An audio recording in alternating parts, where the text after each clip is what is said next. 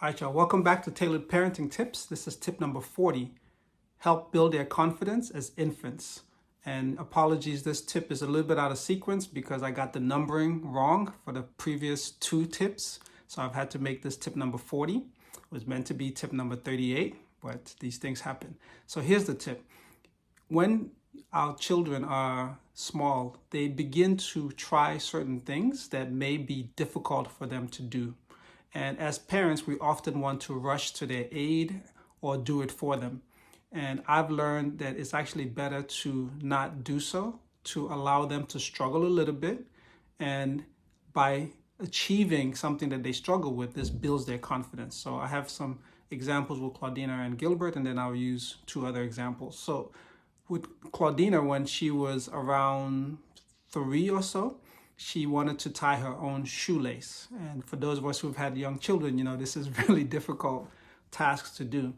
And I noticed that she was really struggling to tie her shoelace. And I actually started to move forward to help her. And then I realized, you know what, I should leave her to go ahead and do it herself.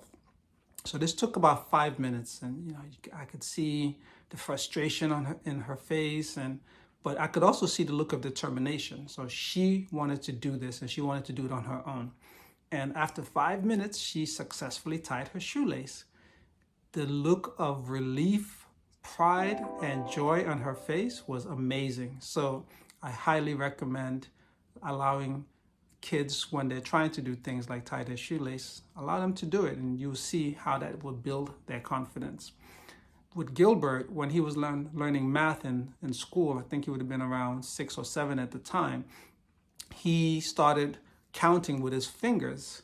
And that's not how I remember learning how to do math. So I was a bit concerned and I wanted to step in to help him to do the math differently. But I ended up asking him, like, how come you're using your fingers? And he says, that's how they taught us in school. So I was like, oh, okay. So he would take time, he would count his fingers, but eventually he would be able to do the sums correctly.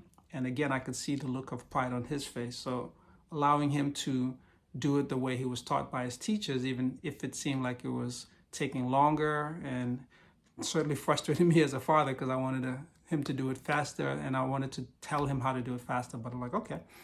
When he mastered that, he's now very good in math and science. I think that's a byproduct, a benefit.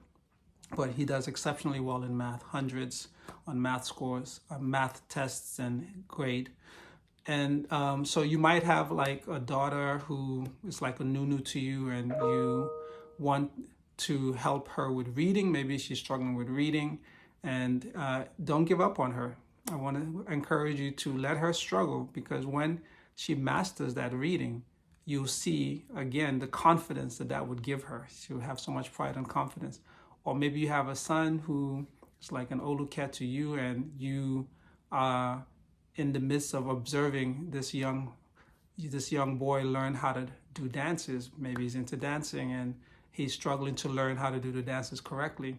Encourage him, support him, because once he masters that, you will see, again, the pride and the confidence that this will bring him. All right, y'all. So I'm curious, for those of you watching this video who have young kids, what are you doing to help build their confidence? Drop me some comments and let me know.